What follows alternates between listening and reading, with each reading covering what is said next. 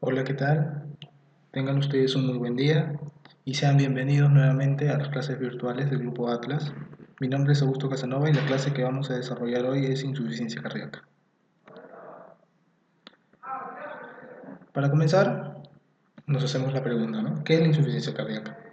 Vamos a repasar algunas definiciones, pero para iniciar, destacaría que la insuficiencia cardíaca es en realidad un síndrome.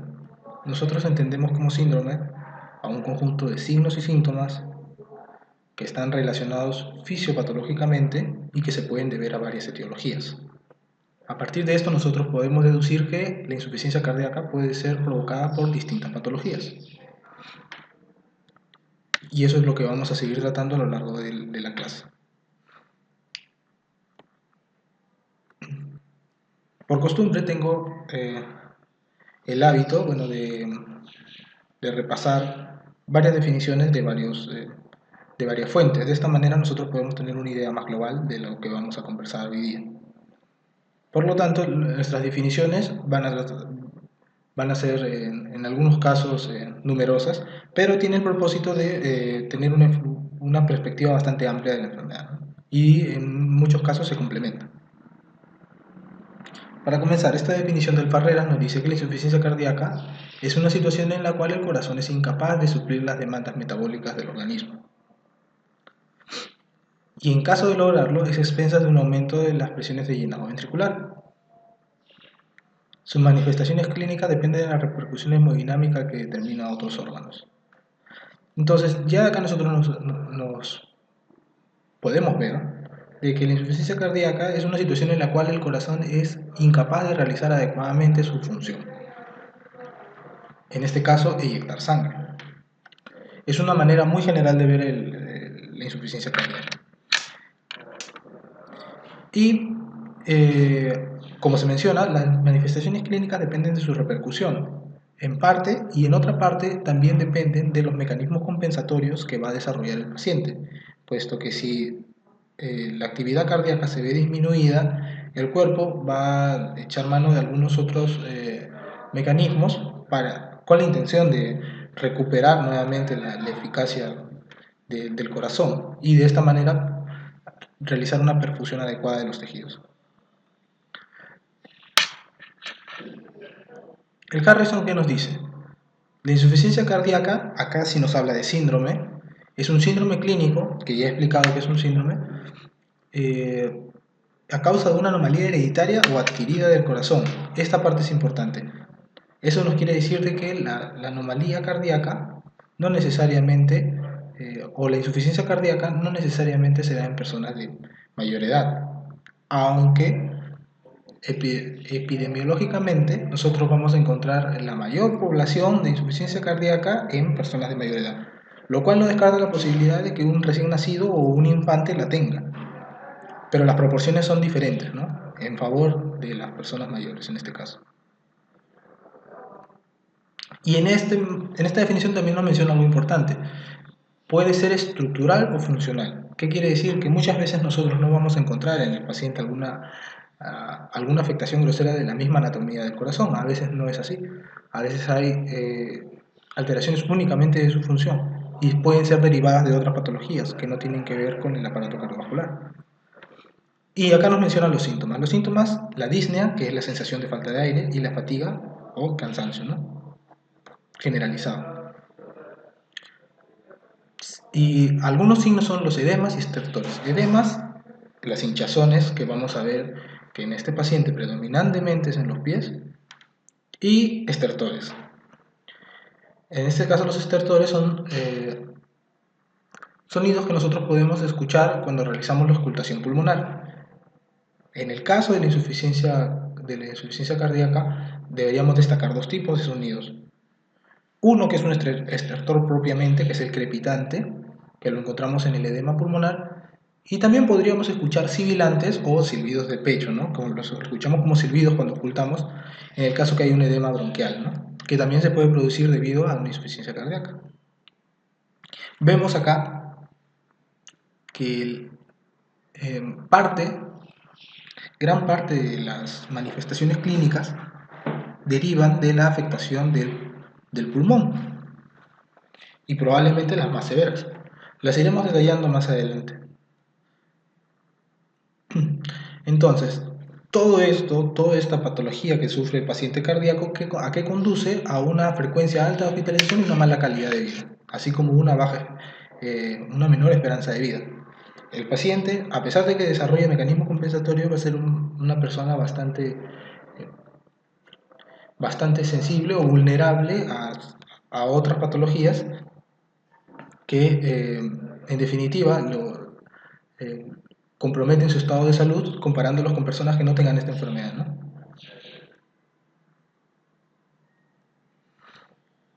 Si no me equivoco, esta es la última definición. Entonces, acá nos habla de básicamente lo mismo, ¿no? O sea, tienen síntomas, es un síndrome, acá también nos hace hincapié en que es un síndrome que se caracterice por síntomas y signos típicos, ¿no? Que puede ser de causa estructural o funcional a nivel cardíaco y también esto puede resultar en una eyección cardíaca reducida o elevada. Acá nos habla de lo que es la clasificación. Normalmente nosotros actualmente manejamos la clasificación de insuficiencia cardíaca en de baja eyección o de eyección normal. Vamos a ir más detalladamente a eso, pero acá más o menos ya nos empieza a dar un adelanto.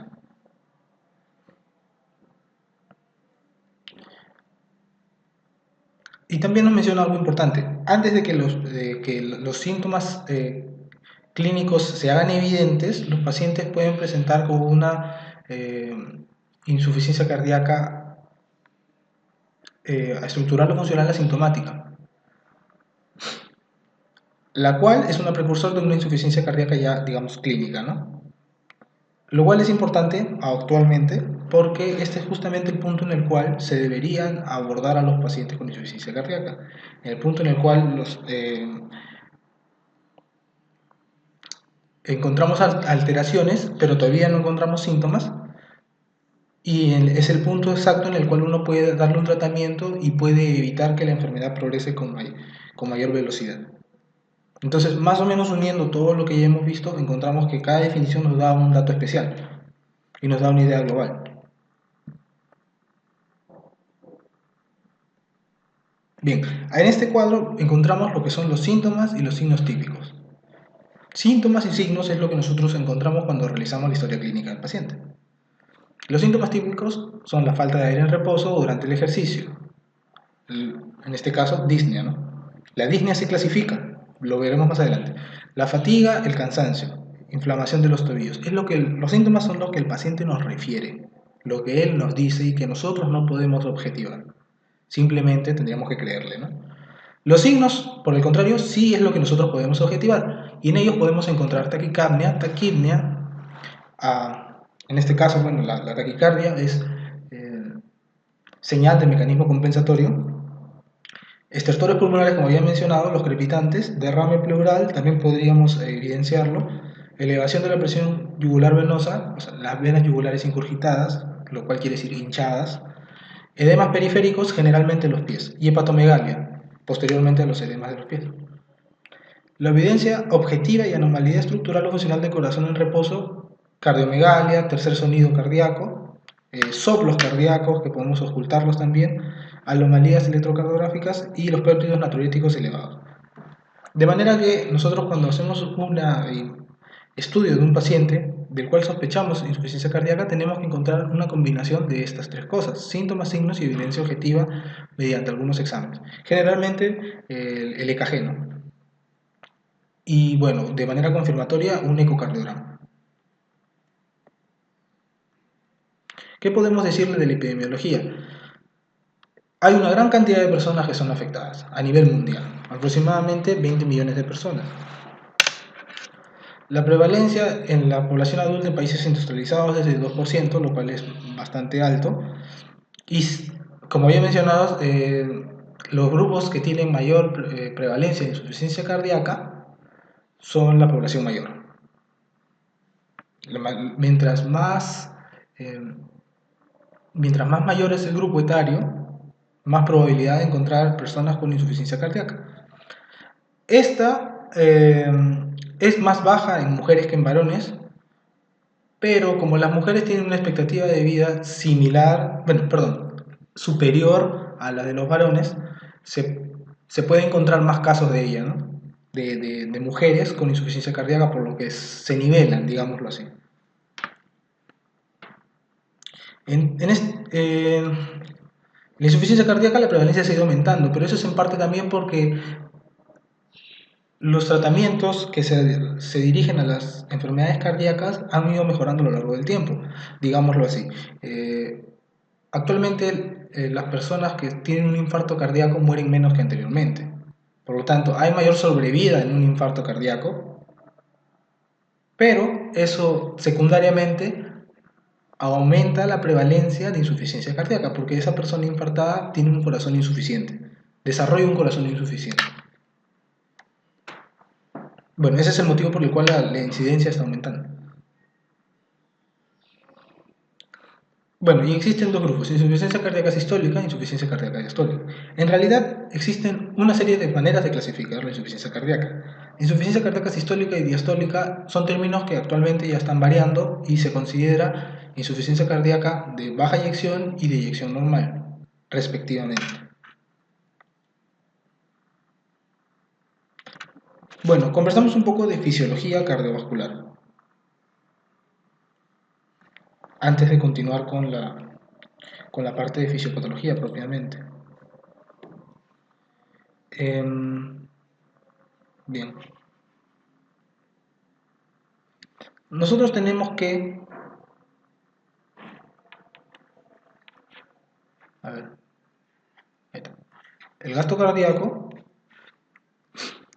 es igual a la frecuencia cardíaca multiplicado por el volumen latido o volumen de eyección, ¿no? Volumen de eyección. Nuestro gasto cardíaco, en definición, es el volumen de sangre eyectada por los ventrículos por minuto. O sea, acá estamos hablando de tiempo, ¿no? En un minuto. Sin embargo, nuestro gasto cardíaco también podría variar, y en realidad varía, fisiológicamente varía. No es un gasto, no es, digamos, estático. Lo normal en situación de reposo, nosotros tenemos una frecuencia cardíaca de 70 latidos por minuto, y eso lo multiplicamos por un volumen de eyección de, a ver,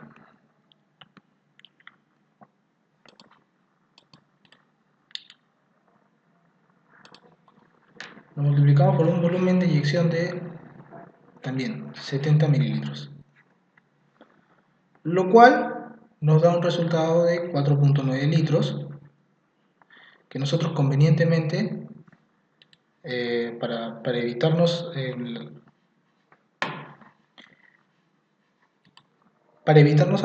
complicaciones en el momento de los cálculos, nosotros los vamos a considerar 5 de frente. Ya. 5 litros. Nuestro gasto cardíaco puede variar, puede aumentar eh, en situación, por ejemplo, de ejercicio, de 5 litros puede pasar, por ejemplo, a 30 litros. Y también podría disminuir ligeramente. Si nosotros lo lleváramos, por ejemplo, en la situación en la que una persona duerme, disminuye la frecuencia cardíaca. Entonces, este gasto fácilmente podría llegar a valores menores de 5, ¿no?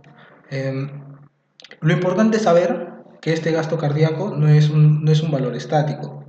Este gasto cardíaco podría fácilmente alterarse, ¿no? Para ajustarse a las necesidades fisiológicas de cada persona.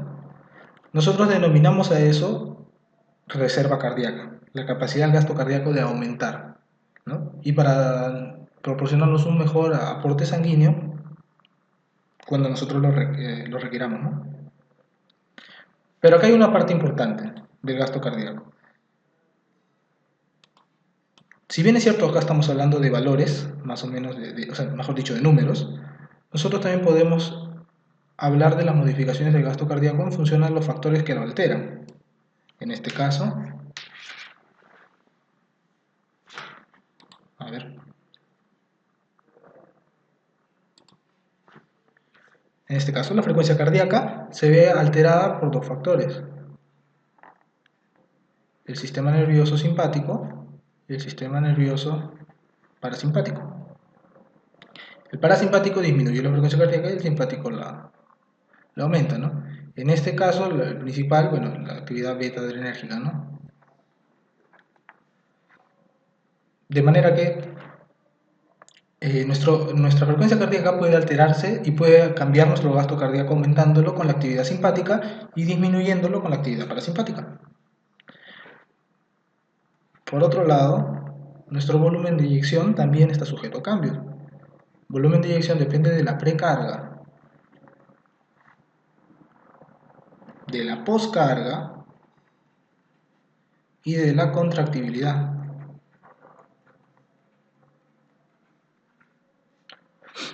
Nuestra precarga está directamente relacionada con el mecanismo de Frank-Starling. ¿Qué nos explica el mecanismo de Frank-Starling? Nos explica que a medida a medida que nuestro corazón recibe más sangre, se aumenta la contractibilidad. Si nuestro corazón recibe más volumen sanguíneo, nuestro ventrículo izquierdo recibe más volumen sanguíneo, nuestra fuerza de contractibilidad aumenta. Sin embargo, tal como los demás mecanismos compensatorios, siempre tienen un tope hasta el cual funciona. Por lo tanto, Frank-Starling no es un mecanismo, digamos, eterno, ¿no? Funciona hasta cierto punto de sobrecarga de volumen. Y ahí más adelante ya deja de funcionar. La poscarga está relacionada a la ley de Laplace, lo cual nos indica que tanto la tensión que existe en la poscarga será proporcional tanto a la tensión que hay en la pared del ventrículo como al radio del ventrículo, inversamente proporcional al grosor de la pared. De manera que cuando la poscarga se eleva, nosotros compensatoriamente debemos engrosar nuestra pared. Dicho sea de paso, bueno, esto es un repaso de fisiología, pero bueno, de repente es conveniente mencionar, ¿no? La poscarga es la fuerza que se necesita para inyectar sangre, por, digamos, a la circulación. Y la precarga es el volumen que hay dentro del ventrículo justo antes que comience la sístole. Son las definiciones de cada cual. Y ya bueno, ya acabo de explicar, estas se ven modificadas por Frank-Starling en la ley de Laplace. Y la contractibilidad miocárdica, bueno, esta también se ve afectada por otros factores. Por ejemplo, la actividad del sistema nervioso, ¿no? Sistema nervioso simpático en este caso.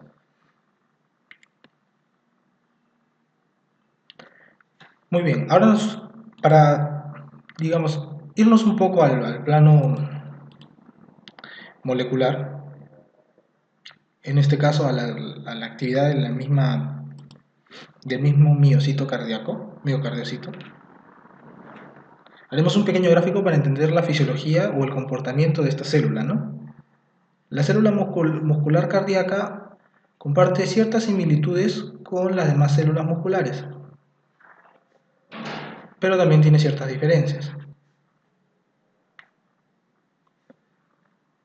Nosotros vamos a hablar en este punto, bueno, no es una clase de fisiología, pero vamos a hablar de lo pertinente para poder entender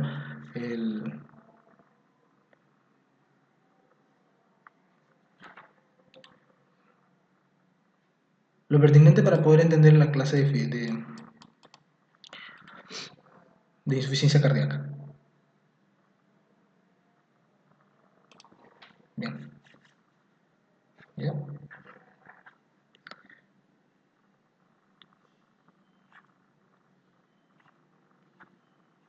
Nosotros dentro de nuestro corazón, bueno, en realidad en todas nuestras células poseemos proteínas de membrana. Las proteínas de membrana son fundamentales para el control iónico dentro de nuestras células. Y no podía ser diferente para las células del músculo cardíaco. Esto que vemos acá es el túbulo T, ¿no? El túbulo T es un espacio dentro de la misma célula cardíaca en el cual hay un acúmulo de calcio. El acúmulo del calcio proviene también de una serie de proteínas de membrana que se encuentran en este nivel, que al tener estructuras de carga negativa asociadas a ellas, cargas negativas, van a atraer al calcio, que es un ion de carga positiva, ¿no? Entonces, por motivos digamos, eléctricos, el calcio tiene una mayor concentración a este nivel. Y es necesario porque aquí vamos a encontrar otras estructuras más. En este caso, son los canales de calcio tipo L.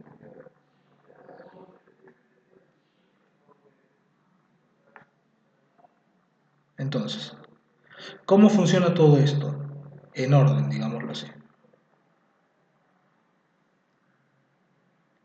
Inicialmente, lo que va a producir la contracción del miocito va a ser un estímulo eléctrico. El estímulo eléctrico se origina en este caso en el nodo sinusal. El nodo sinusal es una estructura que encontramos en la aurícula derecha, envía señales eléctricas a cierto ritmo. Dicho sea de paso, no es el único foco potencial que tenemos, sino hay una serie de focos más que entrarían en reemplazo del nodo sinusal si es que este por alguna razón dejara de funcionar, como por ejemplo un infarto. Pero ¿qué tiene el nodo sinusal que no tengan los demás? El nodo sinusal tiene una mayor frecuencia de despolarización y se dice de que todos los nódulos tienen una frecuencia de despolarización determinada y aquel que tenga una frecuencia de despolarización mayor va a ser el que mantenga el control eléctrico del corazón. En este caso el elegido es el, el nodo sinusal, ¿no? En promedio 70 despolarizaciones por minuto. A medida que se va bajando en el corazón, en el ventrículo, podemos encontrar otros nodos potencialmente marcapasos que pueden tener unos ritmos de 40 latidos por minuto, etcétera, ¿no? Pero como acabo de mencionar, el que predomina es el que tiene el mayor. Bien, entonces este nodo sinusal lo que hace es enviar un estímulo y el corazón o las células cardíacas son una suerte de sinsitio. ¿Eso qué quiere decir? Que están asociadas de manera tan estrecha que un solo estímulo se va a distribuir a nivel de todas las células cardíacas. Por lo tanto, lo que pasa en el nodo sinusal, que puede ocurrir por este nivel, va a pasar de célula en célula muscular, y pronto llega a la que estamos ejemplificando acá, ¿no? Ocurre que se produce una despolarización de membrana. El estímulo eléctrico va a ocasionar una despolarización de membrana. La despolarización de membrana va a actuar acá, en estos canales, que son los canales de calcio tipo L, que son dependientes de voltaje, que dependen de voltaje. Por lo tanto, cuando se ocurre la despolarización, hay una alteración del voltaje de la membrana lipídica, lo cual activa estos canales que se abren. Al abrirse, entrará el calcio que está acumulado acá, como ya acabo de mencionar, el calcio ingresa. Acá nosotros encontramos otros receptores, otros canales de calcio, perdón, en esta estructura que es el retículo sarcoplásmico, que no es nada más que el retículo endoplasmático, pero se denomina retículo sarcoplásmico en las células cardíacas. Estos canales que están acá son los canales de rianodina. Entonces, estos canales no son dependientes de voltaje como el que hemos visto en este caso. Estos canales son dependientes de calcio. Cuando se activan estos canales ingresa el calcio. Cuando ingresa el calcio se activan estos canales que dependen de calcio. De manera que a nivel cardíaco el calcio que ingresa desde el extracelular desde el extracelular, contribuye con la liberación del calcio acumulado en el intracelular, calcio acumulado en el retículo sarcoplásmico. Este calcio se libera y tiene una actividad fundamental en la contracción. Pues lo que va a hacer es unirse a lo que nosotros ya conocemos, también por fisiología, a en este caso, troponina C. Bien. Al unirse a la troponina C, este calcio, lo que va a hacer es cambiar la disposición estructural de manera que, al desplazarse, desplace a la troponina, a la tropomiosina, y permita que se puedan formar los puentes de actina-miosina. En este caso, esta es la miosina.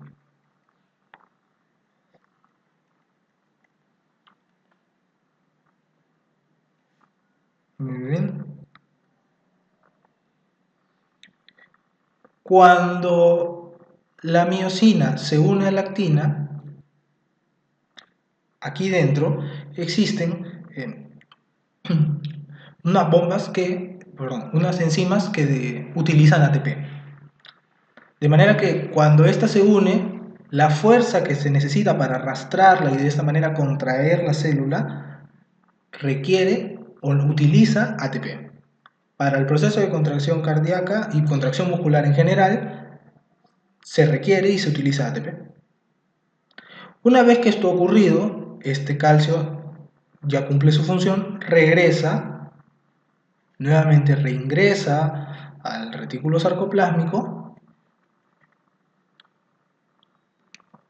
y las estructuras anteriores recobran su estructura inicial, de manera que el músculo se relaja, ¿no? Estos se relajan y la célula también.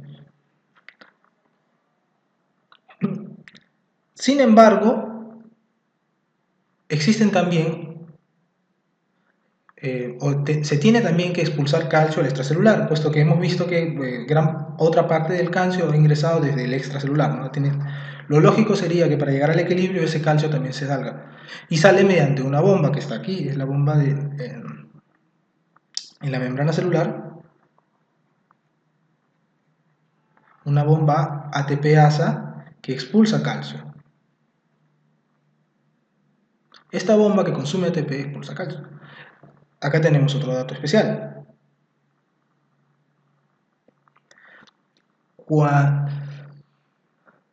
Cuando se realiza la contracción cardíaca se utiliza ATP, como dijimos, en las enzimas que están en la miosina, en la cabeza de la miosina, y cuando se va a relajar el músculo también se utiliza ATP. Este ATP se utiliza para bombear el calcio hacia el extracelular. Tanto el proceso de contracción como el proceso de relajación utiliza ATP.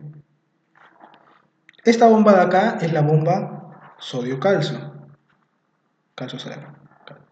También nos ayuda a eliminar calcio. ¿Nos ayuda de qué manera? Pero antes tenemos que conversar de esta, la bomba sodio-potasio. La bomba sodio-potasio está en todos lados, nosotros la conocemos. Sodio-potasio. Su función es reingresar dos moléculas de potasio y eliminar 3 de sodio, ¿no? 3 de sodio y 2 de potasio. Este sodio que está en el extracelular reingresa mediante esta célula, mediante esta bomba. La fuerza que genera el ingreso de sodio nos proporciona la fuerza necesaria para expulsar el calcio. En este caso esta bomba no utiliza ATP, sino es un contraporte, ¿no? Lo que utiliza para ingresar uno, la energía obtenida por el ingreso de uno lo utiliza para expulsar el otro, que en este caso es el calcio, ¿no?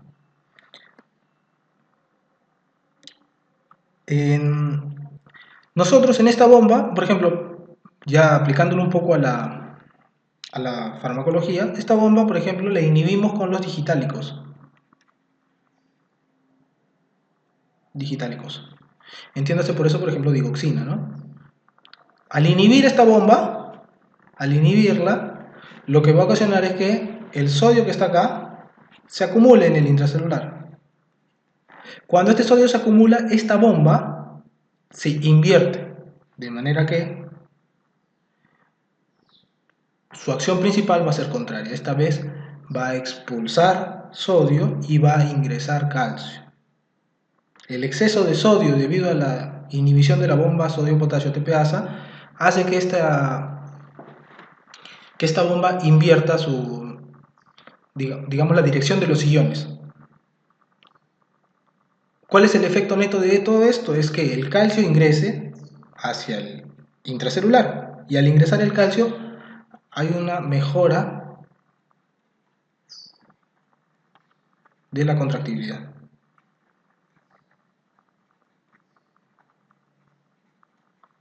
De esta manera la digoxina o el digitálico nos aporta con el mejor funcionamiento a nivel cardíaco, inhibiendo esta bomba, ¿no? Y secundariamente aumentando las concentraciones de calcio en el intracelular y mejorando la contractibilidad. Acá podemos mencionar un último receptor, proteína de membrana, que recibe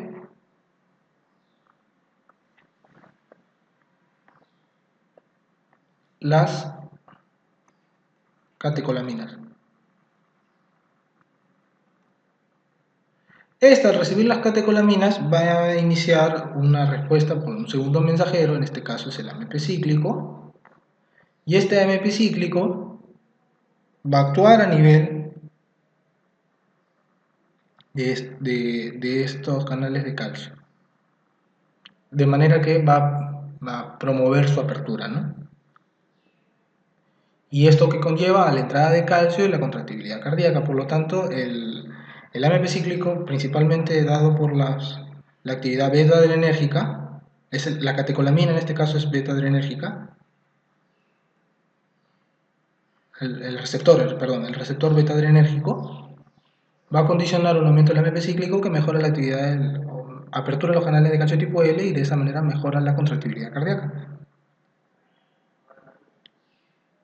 Muy bien. Lo importante acá, en el mecanismo de Fran Starling mencionamos de que la contractibilidad cardíaca mejoraba el, mejoraba considerablemente cuando aumentaba el volumen, aumentaba el volumen en el ventrículo. Sin embargo, esto tiene un tope, como dijimos, ¿no? ¿Por qué entonces ocurre un mejoramiento en la contractibilidad? Porque se dice, bueno, tenemos que apelar un poco a la imaginación, se dice que a medida que aumenta el volumen, la disposición de la actina y la miosina encuentra un punto ideal de trabajo. Por lo tanto, mientras más se agranda, vamos a encontrar una disposición más óptima, en este caso, para esto, ¿no? Sin embargo, como podemos entender también, si excedemos el volumen adecuado, también nos alejaremos de ese punto óptimo. Por eso se dice que el mecanismo de Fran Starling eh, no es eterno, ¿no? No se conserva al 100%. Para repasar un poco más de lo que es fisiología, bueno, acá tenemos un cuadro que nosotros vamos a interpretarlo de una manera, digamos, sucinta, lo que necesitamos, ¿no?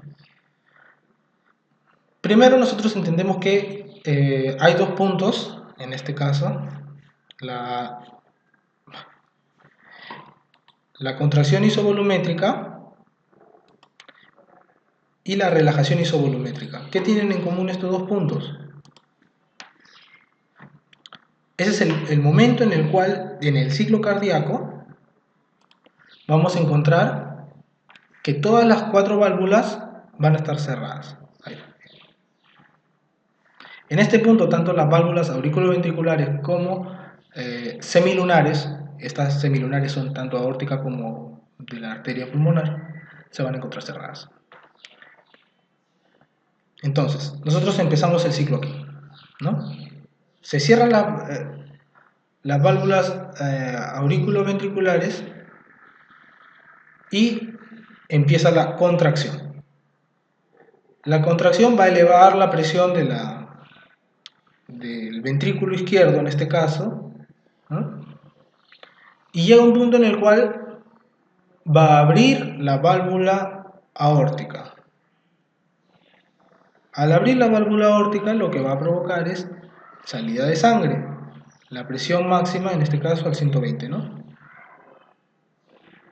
La sangre sale con una presión sistólica de 120 y luego, cuando esta va disminuyendo,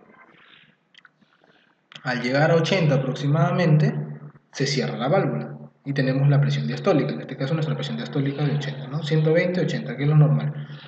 Y permanece cerrada en el punto que se denomina relajación isovolumétrica y permanece descendiendo, ¿no? En este punto y el corazón entra en diástole, ¿no? Diástole, entonces la presión desciende. Y de ahí tenemos las fases de llenado ventricular, ¿no? De llenado rápido, diastesis y la sístole, que nos proporciona un aumento de aproximadamente un 30% del volumen que hay en el ventrículo, ¿no? Al final de la diástole. Y acá lo siguiente, ¿no? Esta línea azul nos habla de los volúmenes que manejamos en el ventrículo. Acá está, en el volumen del ventrículo, ¿no? Nosotros cuando inyectamos sangre nunca llegamos a un volumen de cero en nuestro ventrículo izquierdo. Siempre se conserva una cantidad de sangre, en este caso 50, ¿no? Como vemos acá. Lo vamos a ver explicado mejor en la siguiente parte, ¿no? Y para mencionar y explicar esta última parte, ¿no? De EKG, nosotros vemos que el QRS lo que refleja es la despolarización de los ventrículos. En este caso, la contracción. Cuando se despolarizan los ventrículos, bueno, se contraen, ¿no? Por lo que ya hemos explicado en la diapositiva anterior, ¿no? El ingreso de calcio y todo lo demás. Entonces, se contraen y se forma esto acá que vemos el QRS, ¿no? La T es el punto el punto de repolarización ventricular. La repolarización ventricular ocurre justamente en la fase de diástole, ¿no? Y la onda P es cuando ocurre la sístole auricular. Cuando la aurícula se contrae, se produce la onda P. Ahora, uno se pregunta, ¿en qué punto encontramos la repolarización auricular? Que es la que falta, ¿no? Repolarización la encontramos a este nivel. Está escondida dentro del complejo QRS, por eso que no la podemos observar independientemente como los otros tres, ¿no?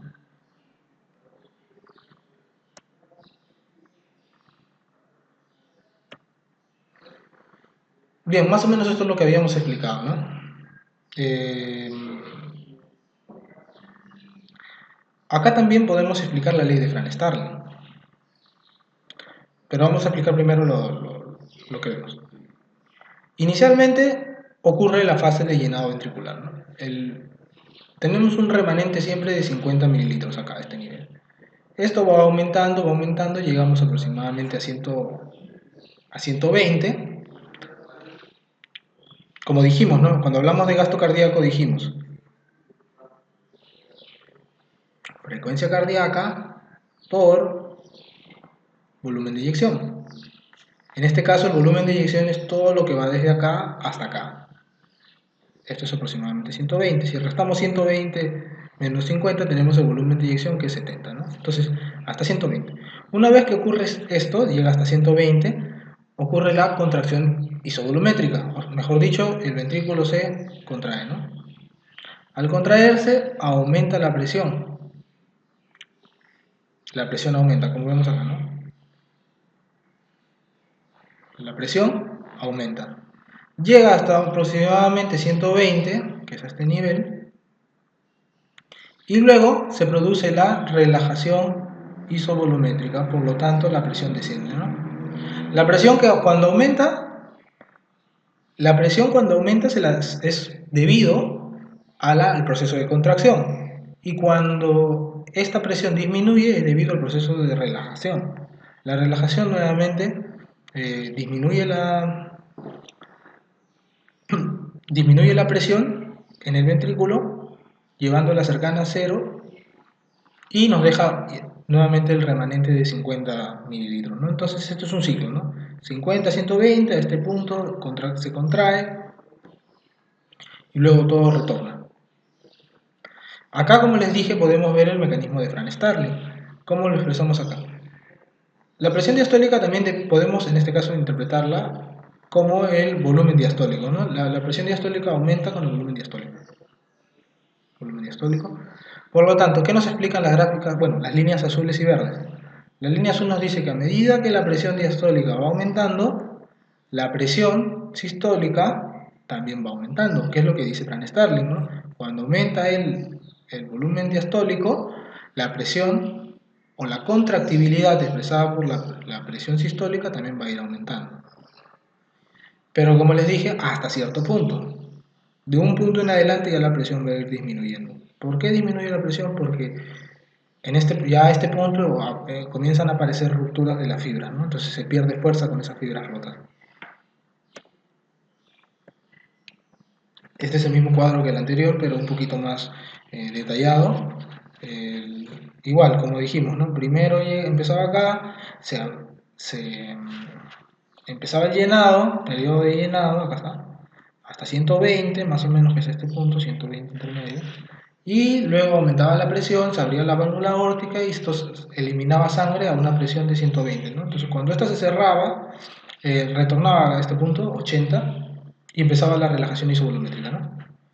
La relajación isovolumétrica disminuye la presión dentro del ventrículo cercano a cero y nuevamente comenzaba el ciclo, ¿no?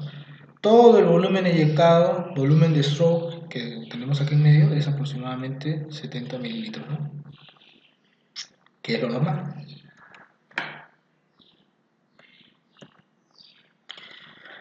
En este caso nosotros vamos a ver cómo es que se comporta la falla diastólica. Como he mencionado anteriormente, la falla diastólica es conocida actualmente con el término de fracción de eyección conservada. ¿Cómo nosotros hallamos la fracción de eyección?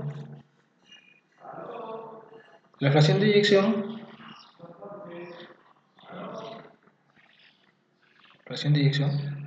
se obtiene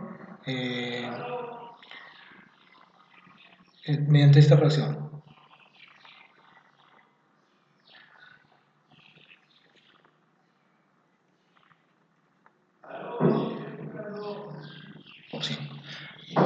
El volumen al final de la diástole menos el volumen al final de la sístole.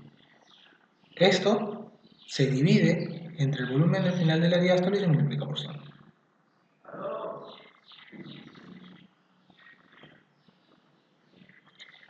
Como dijimos, ¿no? El volumen al final de la diástole era 120. El volumen al final de la sístole era 50, de manera que acá tenemos 70, que es el volumen de stroke, y esto se divide entre el volumen al final de la diástole, que es 120, y se multiplica por 100. Nos da un resultado aproximado de entre 50 y 60, pero lo normal es decir que es más de 50%. Es lo normal. Sin embargo, ¿qué ocurre cuando hay una falla cardíaca diastólica o con volumen de eyección conservado? Usamos esta misma fórmula, pero vamos a utilizar los valores que vemos acá, ¿no? Bien. Hay otro color de puntero. Ya. Muy bien. En este caso vemos que el volumen al final de la diástole, que está acá, que está en este punto, ha aumentado. Ya no hablamos de 120, sino de 150, ¿no? Entonces nos ubicamos en ese valor. 150 menos el volumen final que encontramos después de la sístole, 50, Y esto lo dividimos entre 150 y lo multiplicamos por 100. El resultado de acá nos va a dar aproximadamente 0.666 así seguido. Y esto lo multiplicamos por 100, lo cual nos da un volumen de eyección de 66%,666, ¿no? Como les dije, en este caso el volumen de eyección está conservado, por eso nosotros tenemos un volumen de eyección mayor del 50%, que es lo normal. ¿Qué pasaría en este caso si nosotros habláramos de este, ¿no? En el caso de una falla sistólica, la falla sistólica se define porque tiene un volumen de eyección menor, y este es más o menos el comportamiento del gráfico. En este caso nosotros tenemos un volumen telediastólico de 170, un aproximado, ¿no? Acá, aquí 170 más o menos, y a eso le tenemos que restar el sistólico, que es 100. Eso lo dividimos entre 170 y lo multiplicamos por 100, lo cual el resultado de esto nos va a dar aproximadamente 0,41, y multiplicado por 100 nos va a dar 41%, lo cual está por debajo del 50%, que es lo que se considera normal. Por eso se dice que una falla cardíaca sistólica es una insuficiencia cardíaca con fracción de eyección disminuida, ¿no? Y ahí, bueno, ahí está la explicación. Y acá está. Esta es una nueva guía, la guía, como dice acá, del 2016. ¿Qué ocurre? Como les dije, lo normal, la P significa preservado, está en inglés, ¿no? Fracción de eyección preservada en la falla cardíaca. Es más de 50. Y la disminuida es menos del 40%. Hay acá otra, digamos, una clasificación intermedia que es medianamente disminuida, ¿no? ¿Por qué existe esta? Porque los estudios que se realizan en insuficiencia cardíaca normalmente trabajan con, cuando se trata de insuficiencia cardíaca con fracción de eyección disminuida, con pacientes que tienen una fracción de eyección menos de 40%. O sea, los estudios se concentran en este porcentaje para abajo. Y cuando estudian la falla cardíaca en pacientes con fracción de eyección conservada, la estudian en más de 50. Entonces los estudios normalmente nos dan, acá hay digamos una zona gris, ¿no? Que comprende a los enfermos que tienen una fracción de eyección de este nivel. Teóricamente ya está reducida, pero la diferencian como medianamente reducida porque acá engloban a todos los pacientes que, que no abarcan los estudios normalmente, ¿no? De insuficiencia cardíaca. Pero digamos que en este caso el manejo es el mismo, ¿no? Como si fuera reducida. Entonces, bien, acá tenemos algunos ejemplos. Ejemplos de una falla cardíaca con disminución de la presión de eyección menos de 40, como dije, ¿no? Los estudios más o menos se abocan a esto, ¿no? Menos de 40. Y fracción de eyección conservada. En este caso, más de 50, ¿no? Más de 50. Bueno. Como las nuevas guías están variando un poco la terminología, también encontramos, hay otras que no son tan actuales, que probablemente nos hablen de otros valores, ¿no? Pero acá nos dice, fracción de eyección conservada, habla de más de 40% al 50%, ¿no? Lo cual es impreciso, no nos da un valor exacto. O sea, no sabemos si decir más de 50% o si tenemos una fracción de eyección de 42, manejarla como conservada. Pero bueno, todo esto se va esclareciendo a lo largo de los años. Y esta diapositiva, la intención que tiene es mostrarnos en este caso, las etiologías, ¿no? Cuando hay una disminución de la fracción de expulsión, una causa importante que no debemos olvidar, el infarto miocardio. Como dije al comienzo, ¿no? El infarto miocardio ahorita tiene una mejor sobrevida que anteriormente. Eh, y puede ser también de que estas personas más adelante desarrollen acá la disminución de fracción de eyección. Una insuficiencia cardíaca con una disminución de fracción de eyección. La isquemia miocárdica también, ¿no? Sobrecarga crónica por una hipertensión, ¿no?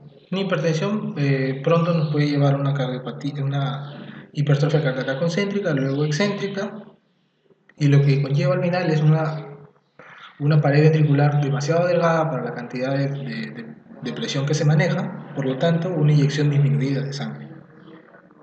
Y en fin, ¿no? Valvulopatías, por ejemplo, en un caso de estenosis aórtica, ¿no? La estenosis aórtica lo que va a producir es que hay una menor apertura una apertura reducida de la válvula y de esa manera el volumen sanguíneo o el flujo sanguíneo va a verse disminuido. Cuando hablamos de una conservación de la fracción de eyección, hablamos de una hipertrofia patológica, o sea, es una miocardiopatía hipertrófica. No es lo mismo que decir una hipertrofia por hipertensión, es diferente. Miocardiopatía hipertrófica, ¿no? Envejecimiento también. La hipertensión en un primer plano nos va a llevar a una conservación de la fracción de eyección cuando hablamos de una insuficiencia cardíaca concéntrica una hipertrofia ventricular concéntrica, y cuando hablamos de excéntrica ya estamos hablando de una fracción de disminución, la fracción de expulsión disminuida. Y una miocardiopatía restrictiva, ¿no? La restricción va a provocar que haya un mal llenado. El mal llenado es falla cardíaca diastólica, en este caso con conservación de la fracción de expulsión. Y algunas otras causas, bueno, ya un poco más ajenos a lo que estamos hablando, la cardiopatía pulmonar, conocido como cor pulmonar también, que es una insuficiencia cardíaca derecha producida por anomalías a nivel anomalías a nivel de la vasculatura pulmonar. La vasculatura pulmonar está contraída digamos, crónicamente, con lo que condiciona un mayor esfuerzo cardíaco para el ventrículo derecho, que es el que eyecta sangre hacia los pulmones, y de esta manera se hipertrofia, luego pronto es insuficiente para el control de presiones tan altas que hay en la vasculatura pulmonar y se vuelve insuficiente finalmente. Entonces, para hablar un poco de la fisiopatología, primero destacar que hay una serie de clasificaciones para insuficiencia cardíaca. Nosotros podemos clasificar, como ya hemos visto, en sistólica y diastólica. Sin embargo, actualmente ya se manejan más los términos de fracción de eyección conservada y disminuida. Pero podemos utilizar aún otros términos más. Por ejemplo, insuficiencia cardíaca derecha, insuficiencia cardíaca izquierda. ¿En qué consiste cada uno? A ver.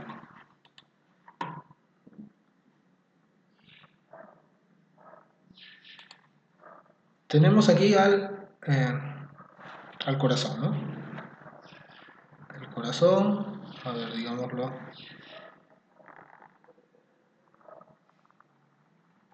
Así. Este es el ventrículo derecho, el ventrículo izquierdo, las aurículas, ¿no? La aorta,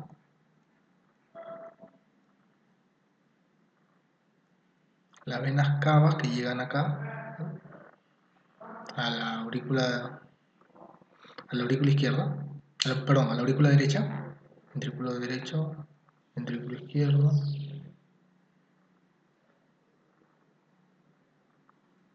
y esta es aurícula izquierda. Bien. Esto, bueno, con un poco de imaginación es el corazón, ¿sí? Ahí, acá está vamos a hacerlo con otro color. Bien. Y esto de acá es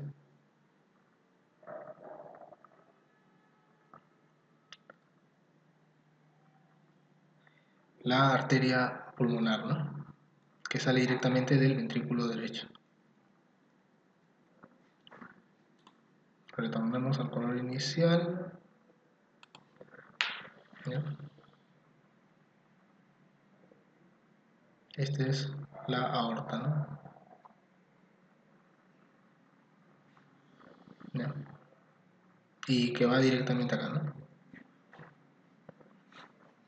A ver, a ver, a ver. Ya. Bien. Entonces, nosotros de manera práctica lo que vamos a hacer es dividir en este caso el corazón en dos partes, ¿no? Sabemos que tiene 4 cámaras, pero de manera conveniente, las vamos a dividir en corazón derecho, que implica ventrículo derecho y aurícula derecha, o sea, corazón derecho, y corazón izquierdo, que implica lo mismo, pero en el lado izquierdo, ¿no? O sea, aurícula izquierda y ventrículo izquierdo. ¿Por qué? Nos sirve para poder hacer una diferenciación de los síntomas. Esta clasificación nos ayuda, digamos, semiológicamente para poder definir, eh, el tipo de insuficiencia cardíaca, ¿no? Cuando hay una insuficiencia cardíaca derecha, nosotros vamos a tener principalmente congestión de tejidos periféricos. Con eso quiero decir principalmente miembros inferiores.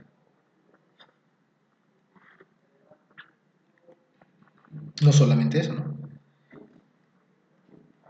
Edema, miembros inferiores, ascitis, ascitis es el acúmulo de líquido en la cavidad abdominal, ¿no? Congestión del tracto intestinal, del tracto gastrointestinal, congestión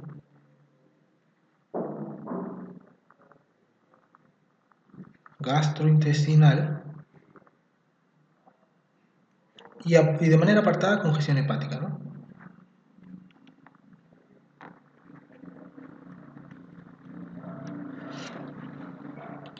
Sin embargo, nosotros cuando hablemos de una insuficiencia cardíaca izquierda vamos a encontrar otras diferencias. Los síntomas y los signos van a ser diferentes. Insuficiencia cardíaca izquierda, ¿no? Insuficiencia cardíaca izquierda.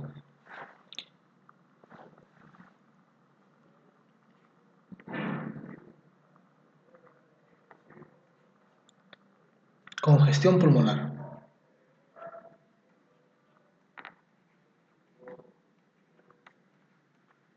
Mientras que en el caso de la insuficiencia cardíaca derecha nosotros encontramos congestión de tejidos periféricos, nosotros en la insuficiencia cardíaca izquierda encontramos congestión pulmonar.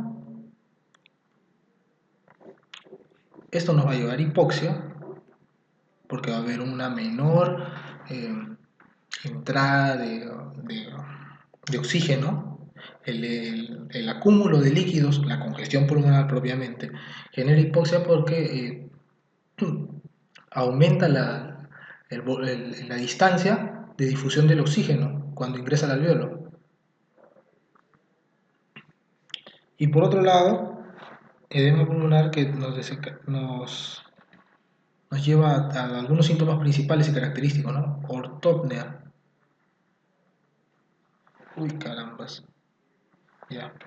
Ortopnea.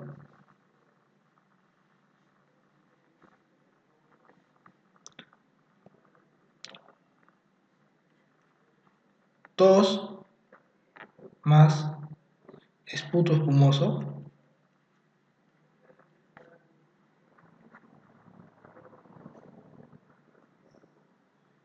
Y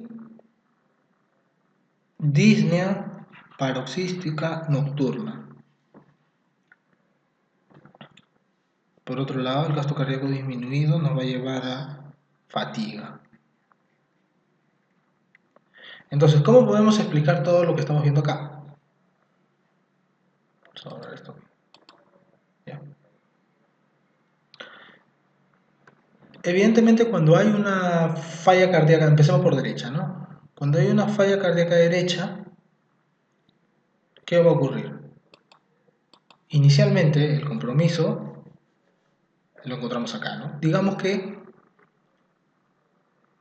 hay una estenosis de esta válvula, ¿no? De la válvula de la arteria pulmonar. Entonces esta válvula está cerrada. De manera que este ventrículo, el ventrículo derecho, va a intentar hacer bastante fuerza, ¿no? Para poder eyectar la sangre. Para eso se va a hipertrofiar inicialmente, se va a volver más grueso, pero pronto se va a dar cuenta, o pronto este ventrículo se va a ver, por más que haya desarrollado hipertrofia, va a ver que todo su esfuerzo por expulsar sangre es insuficiente y lo que va a hacer es dilatarse, ¿no? Al dilatarse se va a acumular más sangre acá y cuando este se llega a su tope máximo, esa sangre va a retornar de manera retrógrada, ¿no? Hacia la aurícula derecha.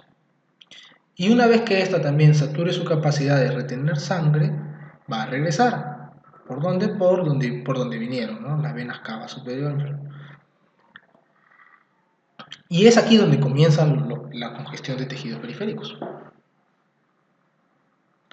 ¿Por qué? Una vez que hay una salida de líquido desde la aurícula derecha de manera retrógrada, va a haber congestión de tejidos periféricos, generalmente edema de miembros inferiores. Edemas hay de tres tipos: edema cardíaco, edema hepático, edema renal principalmente. Podemos encontrar otros. El edema cardíaco se caracteriza porque inicia en los miembros inferiores y va ascendiendo. ¿Cuál es el mecanismo para que se produzca un edema cardíaco? Es aumento de la presión hidrostática. ¿Por qué aumenta? Porque esta cantidad de sangre que está acumulada acá está retornando a los vasos, a la circulación sistémica. De manera que esto aumenta la presión hidrostática y al aumentar la presión hidrostática hay una mayor cantidad de líquido que sale desde del intravascular hacia el intersticio. Por lo tanto, este líquido se acumula en intersticio. ¿Por qué principalmente en los pies? Porque los pies, cuando uno está parado, los pies tienen mayor presión hidrostática por el mismo peso de la sangre. Por principio, ¿no? Nuestra presión arterial fisiológicamente va a ser mayor en nuestros pies cuando nosotros estamos parados. Y si eso se debe a la fuerza de gravedad, el mismo peso que tiene la sangre. Si nos tomamos en un mismo momento la presión arterial en el pie y en el brazo, vamos a encontrar diferencias y va a ser mayor en este caso en el pie. Ahora, si a eso le sumamos que hay un aumento de la presión hidrostática porque hay un aumento de sangre que está retornando desde la aurícula derecha, que no puede retenerla, entendemos entonces de que la presión hidrostática aumenta considerablemente más. Y al aumentar esta presión hidrostática va a producir la salida de líquido, ¿no? Hacia el intersticio. Se produce edema en miembros inferiores. Pero como acabo de mencionar, acá interviene la fuerza de gravedad. Por lo tanto, cuando la persona se recuesta, elimina la fuerza de gravedad y de esta manera los edemas desaparecen. Por eso también se dice que el edema en insuficiencia cardíaca es vespertino. ¿Qué quiere decir? Que se va formando a lo largo del día cuando se llega en la tarde, la persona tiene el edema. Pero esta persona llega a la noche, se recuesta, se va a dormir y se levanta, en este caso sin edemas. Ese es el comportamiento que tiene el edema cardíaco. La citis deriva de lo mismo, pero en este caso, en casos ya un poquito más graves, ¿no? El edema ya se empieza a concentrar en la parte abdominal. La congestión gastrointestinal también se deriva de lo anterior. Lo principal de esto es que nos va a llevar a cuadros de anorexia. Digamos, la pared al edematizarse va a ver disminuida su capacidad de absorción de nutrientes. Por lo tanto, si la persona por más que se alimente, estos nutrientes no van a poder ser absorbidos de manera óptima. Por lo tanto, se produce anorexia. Y la congestión hepática que cubre es un apartado, ¿no? Cuando esto retorna, evidentemente continúa, ¿no? Y acá encontramos el hígado. El hígado. El hígado también se va a ver afectado por esto, puesto que va a recibir la cantidad de sangre que está retornando desde el corazón, insuficiente, y va a aumentar su tamaño por acúmulo de líquido. Por lo tanto, se produce hepatomegalia. La hepatomegalia es, digamos, evidenciable en el examen físico. Y también en este caso se va a producir ingurgitación yugular, ¿no? Ese es por el lado lado derecho. En el caso de una insuficiencia cardíaca izquierda, las manifestaciones van a ser a nivel de los pulmones. ¿De qué manera? A ver.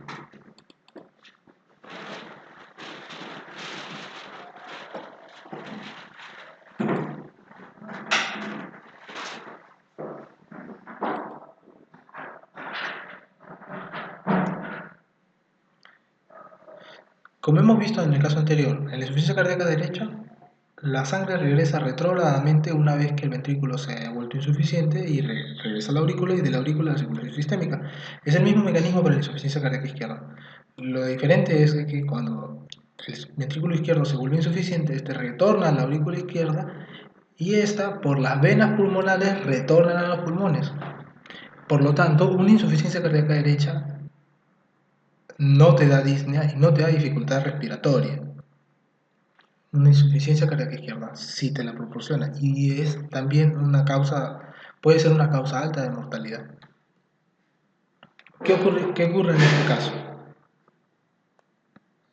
La insuficiencia cardíaca izquierda, como se menciona acá, ¿no? Gasto cardíaco disminuido, por lo tanto hay fatiga. Gasto cardíaco disminuido, ¿por qué? Porque este ventrículo izquierdo insuficiente va a ser incapaz de mandar sangre a través de la aorta. Y si lo hace, lo va a hacer de manera deficiente, ¿no? Por lo tanto, el gasto cardíaco disminuye. Y al disminuir el gasto cardíaco hay un menor aporte energético hacia los tejidos, por lo tanto hay una fatiga considerable. La congestión pulmonar se produce porque al no poder eyectar adecuadamente la sangre por la aorta, toda esta sangre que se acumula en esta región va a regresar y va a ir a los pulmones. Al ir a los pulmones, ¿qué va a ocurrir? Va a aumentar la presión, en este caso, del intersticio. A nivel capilar pulmonar encontramos lo siguiente.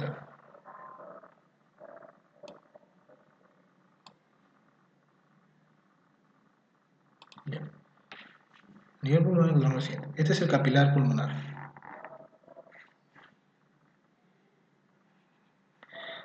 El capilar acá tiene una presión oncótica de 28. Y esta presión, evidentemente, lo que va a hacer es que traer agua hacia el interior del vaso, ¿no? Una presión oncótica de 28.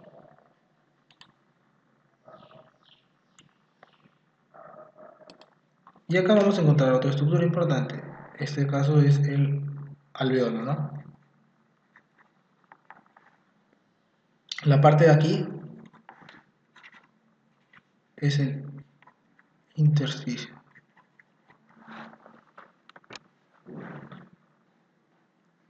El intersticio tiene una presión negativa y esto es proporcionado por los vasos linfáticos que vamos a encontrar por acá, ¿no?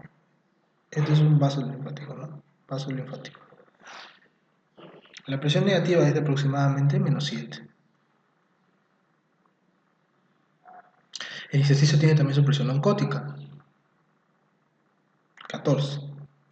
Y esta presión va a atraer líquido hacia el intersticio. Esta presión negativa también atrae líquido. Y acá hemos hablado de la presión oncótica, pero también acá hay una presión, perdón, acá es -8. Y acá también hay una presión hidrostática. La presión hidrostática es de 7 milímetros de mercurio. Por lo tanto, si nosotros hacemos la sumatoria, por un lado tenemos 28,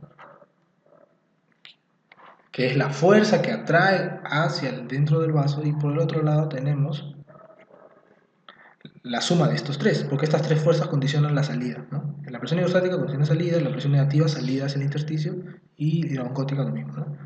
29. Entonces tenemos una diferencia de 1, hay una presión, perdón, hay una diferencia de 1 milímetro de mercurio en favor del, en este caso, el intersticio, ¿no? Por lo tanto, eh, va a haber se dice, entonces, en ese caso, que hay una ligera entrada de líquido hacia el intersticio. Pero esto es controlado fácilmente por los vasos linfáticos, porque los vasos linfáticos tienen la capacidad de aumentar su capacidad de absorción cuando hay un aumento del líquido o un aumento de presión en el intersticio. ¿Cuál es el margen de seguridad? 21 milímetros de mercurio. O sea, las presiones manejadas en el intersticio pueden incrementarse hasta 21 milímetros de mercurio. Y ese es un margen de seguridad que se tiene para no formarse el, el edema pulmonar. Una vez rebasado este exceso, se produce el edema. Y en este caso, ¿qué es lo que ocurre? De las 4 presiones que estamos viendo, ¿cuál es la que se ve afectada, no?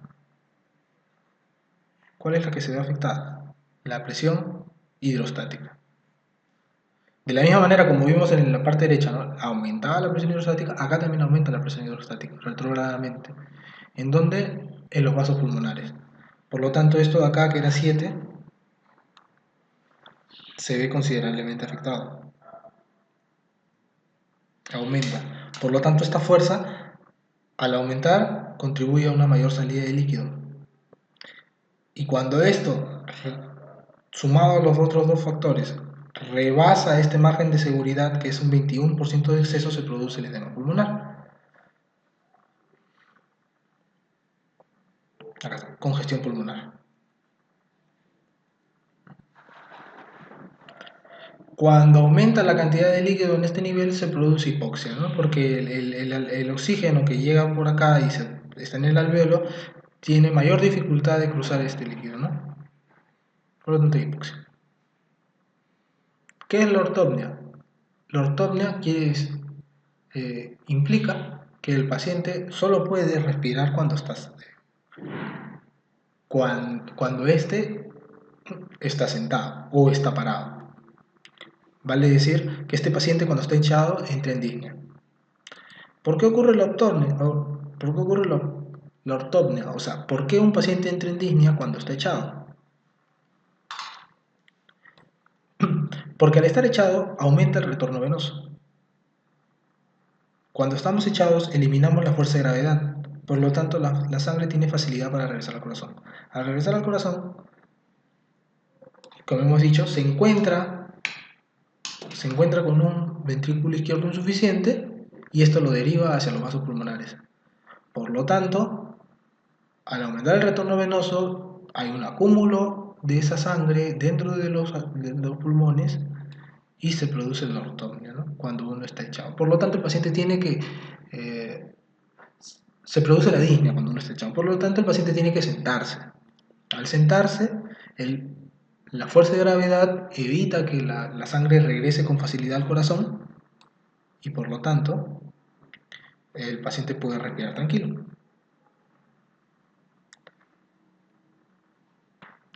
La tos con esputo espumoso, rosado o asalmonado también se le llama, es producto del mismo aumento de la presión hidrostática. El aumento de la presión hidrostática produce salida de líquido del intersticio y este puede pasar al alveolo. Y al pasar al alveolo aumenta la cantidad de esputos, ¿no? Al toser aumenta el esputo. La disnea paroxística nocturna es una disnea que ocurre cuando el paciente se recuesta y al recostarse, por ejemplo, está durmiendo, a las 2 horas empieza a sentir una disnea intensa que lo obliga a levantarse, ir a la ventana o, de lo contrario, colocar sus pies un nivel más abajo. ¿Por qué ocurre la disnea paroxística nocturna? Porque, como habíamos mencionado, ¿no? Este paciente a lo largo del día está formando edemas, principalmente en los pies. Cuando este paciente se recuesta, estos edemas o este líquido por gravedad baja a otras zonas del cuerpo. En este caso, la zona del coxis, la zona del sacro, ¿no? Que cuando uno está echado es la zona más baja en este momento, ¿no? En ese momento. Por lo tanto, cuando este líquido retorna ahí, encuentra mayor vasculatura. Entonces, esa vasculatura lo absorbe con mayor facilidad. Al absorber ese líquido, ese pasa al intravascular y al pasar al intravascular llega al corazón. Evidentemente que la absorción de ese líquido toma tiempo, por eso la disnea paroxística nocturna no ocurre cuando el paciente se echa, sino ocurre después de 2 horas de haber estado durmiendo, por ejemplo, le dio el tiempo necesario para que se absorba el líquido y ese líquido al llegar al corazón se deriva al pulmón y produce nuevamente disnea. ¿Por qué el paciente pone los pies a un nivel más abajo? Porque al hacer eso, nuevamente contribuye a que aparezca la fuerza de gravedad necesaria para que la sangre que está en sus pies retorne con dificultad al corazón. Y de esa manera hay cierto alivio. O de lo contrario, esta persona se levanta y nuevamente en este caso la fuerza de gravedad va a dificultar que la sangre vaya directo al corazón, ¿no? O en este caso los edemas se reabsorban y vayan directo al corazón.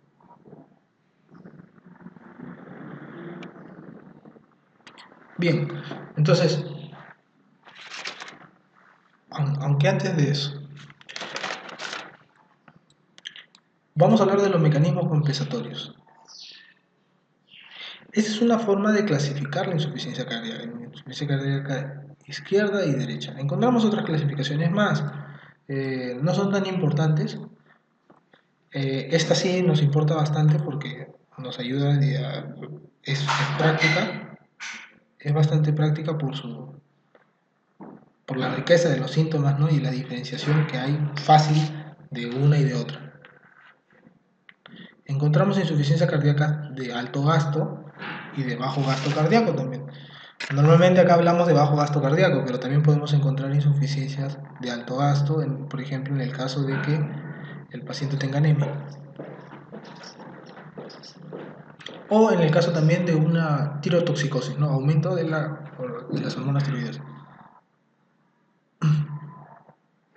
Y de bajo gasto son las que hemos conversado normalmente, ¿no? Isquemia, posinfarto, etc. Bien, habíamos mencionado en un comienzo de que una vez que el corazón empieza a funcionar inadecuadamente, se van a desencadenar una serie de mecanismos compensatorios, evidentemente. El cuerpo va a buscar que compensar las carencias que tiene por un corazón que no puede o que expulsa una cantidad muy baja de sangre. Entonces, acá el gasto cardíaco disminuye, ¿no? ¿Qué es lo que ocurre después de esto? El flujo sanguíneo renal también, también disminuye. Ya. Entonces, a nivel renal, su flujo sanguíneo disminuye y esto es sensado eh, a nivel de la mácula densa y desencadena su mecanismo compensatorio, ¿no? El más conocido, el más famoso, el RAS, ¿no? Renina, angiotensina, aldosterona. Ya. La angiotensina 2 se suele entender, ¿no? Sale la renina, la angiotensina 1, angiotensina 2 ya de por sí tiene actividad vasoconstrictora. Entonces, este es el vaso sanguíneo, va a provocar constricción. La angiotensina 2 también a nivel de la glándula suprarrenal, esta es la glándula, a nivel de la glándula suprarrenal va a desencadenar la liberación de aldosterona. Aldosterona, ¿no? La aldosterona tiene su actividad a nivel renal, en realidad a varios niveles, pero a nivel renal reteniendo agua y sodio, ¿no? Retención, agua y sodio. La retención de agua y sodio va a conllevar a un volumen vascular aumentado. Esto aumenta el retorno venoso. Al aumentar el retorno venoso, aumenta la cantidad de sangre que ingresa al corazón. Y como dijimos, ¿no? Cuando aumenta el volumen, por el mecanismo de Fran-Starling, tenemos una mejor contractibilidad. Sin embargo, no es lo único que se produce. También hay reflejos simpáticos. Los reflejos simpáticos tienen actividad en el mismo vaso sanguíneo, contrayéndolo, ¿no? contracción. Esta contracción va a condicionar un aumento de la poscarga, ¿no? Mientras acá hay un aumento de precarga, que está asociado a Fran Starling, ¿no? Precarga, hay un aumento de poscarga por la contracción de los vasos. ¿Provocado por quién? Por la angiotensina 2, provocado también por la actividad simpática. La actividad simpática también va a tener efectos directos a nivel cardíaco, ¿no? Aumento de la frecuencia cardíaca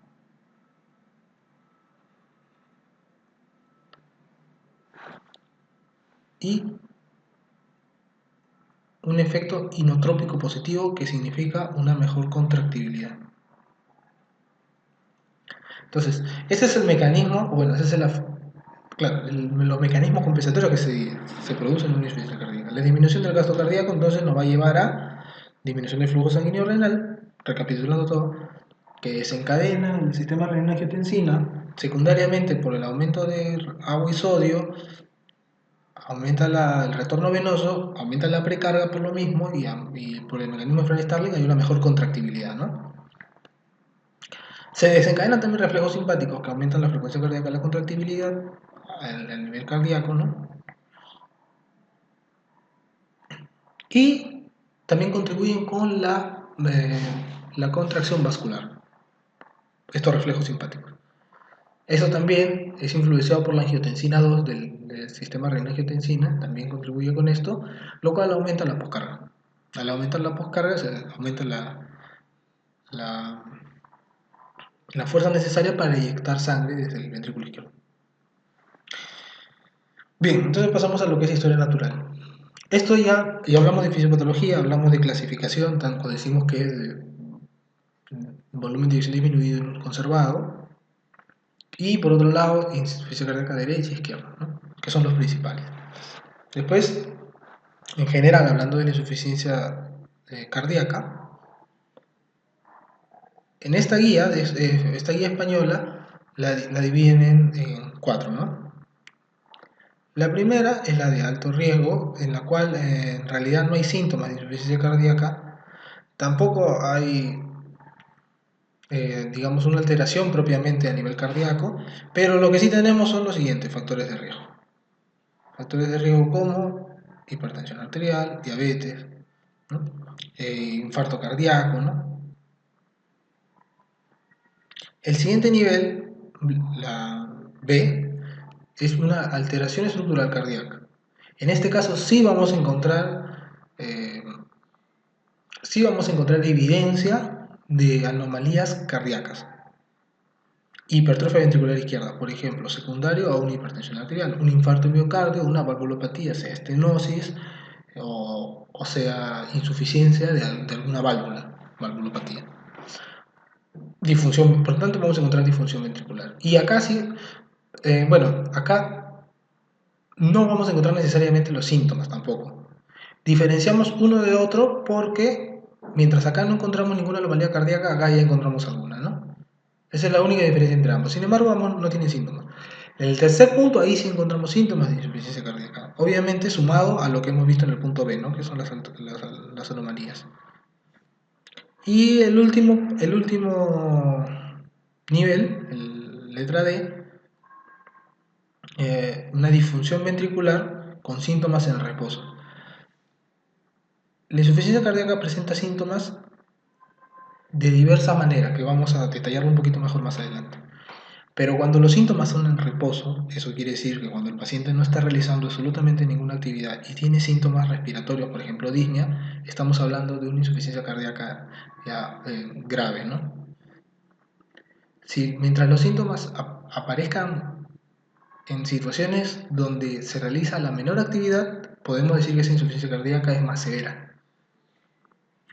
Por eso en este caso está en el último punto, ¿no? En el punto D.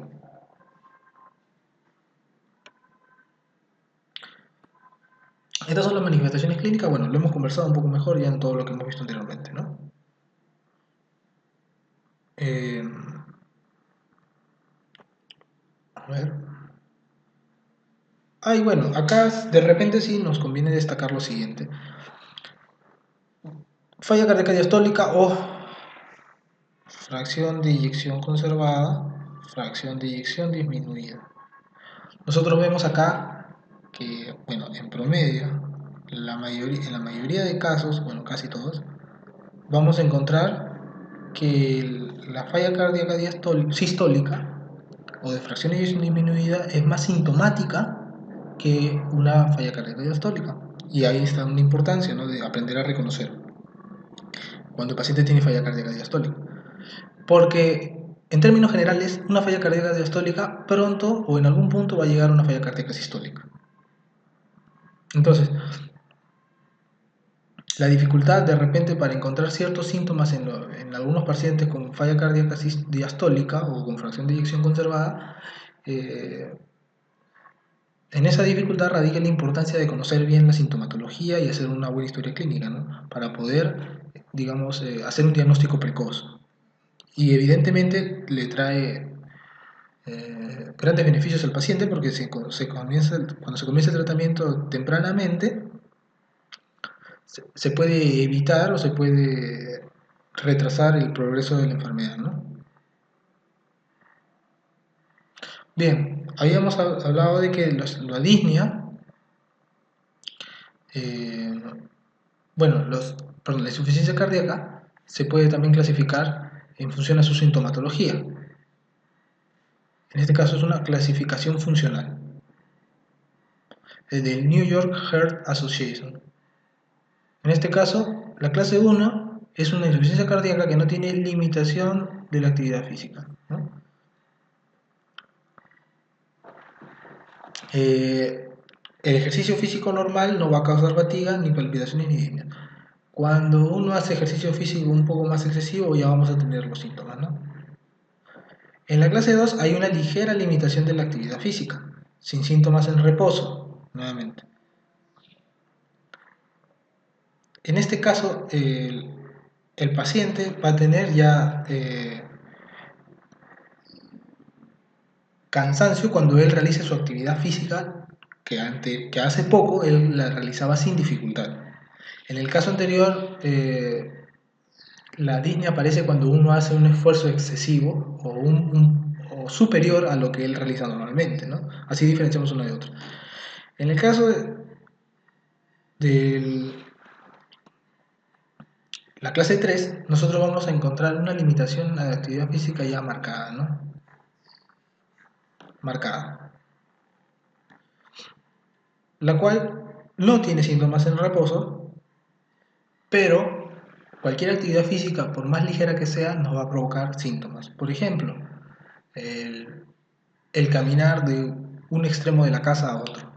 Es una actividad física, no es una actividad física extenuante, pero produce disnea. En la clase 3, ¿no? Y en la clase 4 vamos a encontrar una incapacidad de realizar actividad física. Este paciente, así no se movilice, así no realice ningún esfuerzo, va a tener síntomas. Por eso se denomina también sintomáticos, ¿no?, en reposo. Por eso se denomina en reposo. Y evidentemente, cuando uno realiza la actividad física, estos síntomas van a exacerbarse. Pero sin necesidad de realizarla, ya el paciente tiene cierto grado de dificultad o cierto grado de sintomatología. Nosotros también podemos clasificarlos en estadios. Mientras vimos la clase anterior 1, 2, 3 y 4, ahora vemos por estadios A, B, C y D, ¿no? Que es lo que habíamos visto anteriormente, ¿no?, en el otro cuadro. Alto riesgo de insuficiencia cardíaca. No se identifican anomalías estructurales funcionales ni síntomas o signos. O sea, en este caso el paciente tiene lo que vimos, ¿no? Diabetes, hipertensión arterial, etc., ¿no? En este caso encontramos una enfermedad cardíaca estructural desarrollada, pero sin síntomas, ¿no? No signos, no síntomas. En el caso del estadio C sí vamos a encontrar síntomas. Y en el caso del estadio D vamos a encontrar una enfermedad avanzada, severa, que tiene síntomas en reposo. Sí. Nosotros podemos incluso correlacionar, ¿no?, ambas clasificaciones. La clase 1 se correlaciona con la B, porque A, que debería estar acá, solo involucra factores de riesgo, ¿no? Factores de riesgo cardiovasculares. Y en la clasificación de New York no la consideran. Entonces acá no hay relación. Pero sí, en la clase 1 nosotros vamos a hablar del asintomático, ¿no? Básicamente es la persona que no tiene síntomas cuando realiza actividades normales en su vida. Se correlaciona con el estadio de insuficiencia cardíaca B y en la clase de New York tipo 1. El estadio C habla simplemente de síntomas, no necesariamente si son moderados, al moderados esfuerzos o mínimos esfuerzos, lo cual se puede correlacionar con la clase 2 y clase 3 respectivamente, ¿no? Entonces aquí hay una asociación entre ellos, ¿no? Y acá sí hay una correlación directa, ¿no? La clase 4, que es síntoma en reposo, se puede correlacionar directamente con la clase D, pero en estadio, ¿no? De insuficiencia cardíaca. Y bien, lo que vemos acá es, bueno, lo que ya hemos visto anteriormente, la clasificación de New York, los síntomas, izquierda, como vemos acá, ¿no? Izquierda, disnea progresiva, ortopnea, tos en decúbito, disnea parasítica nocturna, lo que ya explicamos por qué ocurre, ¿no? Y en el caso de la insuficiencia cardíaca derecha, los síntomas son a nivel de la circulación sistémica, ¿no? Incurvitación yugular, hepatomegalia, citis y demás. Importante, acá no hay disnea, no disnea.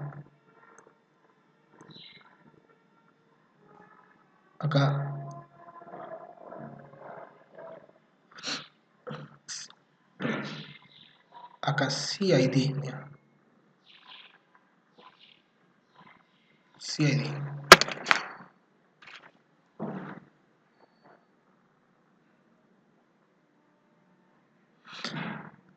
Entonces, otro punto importante es que muchas veces la insuficiencia cardíaca puede transformarse de una insuficiencia cardíaca izquierda a la derecha. Es más, la causa más importante de insuficiencia cardíaca derecha es una insuficiencia cardíaca izquierda. Por lo tanto, si llega un paciente, digamos, y manifiesta síntomas de insuficiencia cardíaca izquierda, o sea, disnea, ortopnea, dice el doctor, no me puedo recostar porque inmediatamente siento falta de aire, y nosotros le administramos una medicación, y después al tiempo él regresa diciendo, doctor, ya no tengo disnea, ya me siento muy bien, ya no tengo dificultad para respirar. Nosotros, mientras él está pensando que su enfermedad ha mejorado, nosotros deberíamos considerar la posibilidad de que esta insuficiencia cardíaca que inicialmente era izquierda haya pasado a ser derecha. Y por lo tanto se produce una insuficiencia cardíaca, digamos, global, ¿no? O una insuficiencia cardíaca congestiva. Y lo último acá, que bueno, solamente es un complemento nada más, es la gravedad sintomática en el contexto de un infarto. Se llama clasificación de Killip. No es, digamos, tan necesario conocerla, pero la pongo acá por si hay algún interés de alguien en saberlo, ¿no?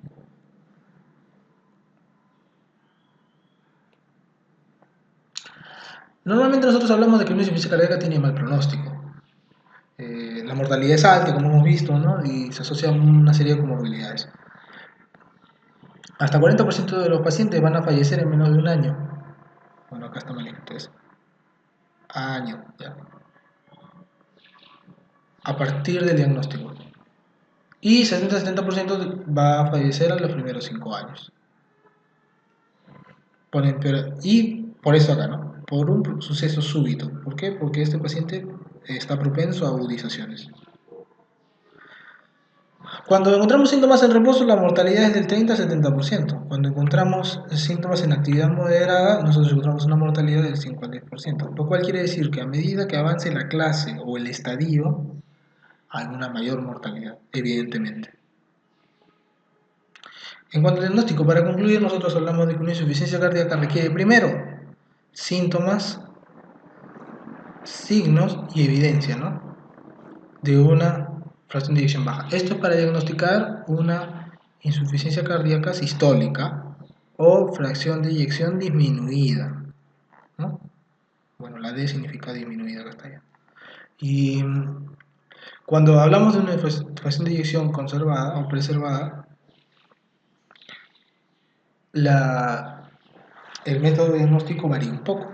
Entonces, ¿nosotros qué hacemos? Cuando recibimos un paciente, primero tenemos que hablar de su enfermedad. Por ejemplo, factores de riesgo. Primero nos vamos a los factores, ¿no? Paciente diabético, con hipertensión, fumador. Todo esto es positivo, eso quiere decir que el paciente lo es, entonces tenemos la sospecha, ¿no? Tenemos la sospecha. Posteriormente a esto, nosotros hacemos una evaluación de síntomas y signos.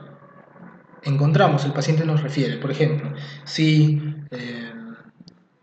no puedo recostarme, en las noches cuando me echo a dormir me tengo que estar levantando porque me falta el aire, o por ejemplo, constantemente tengo tos y esa tos es media rosada, o sea, la expectoración es media rosada.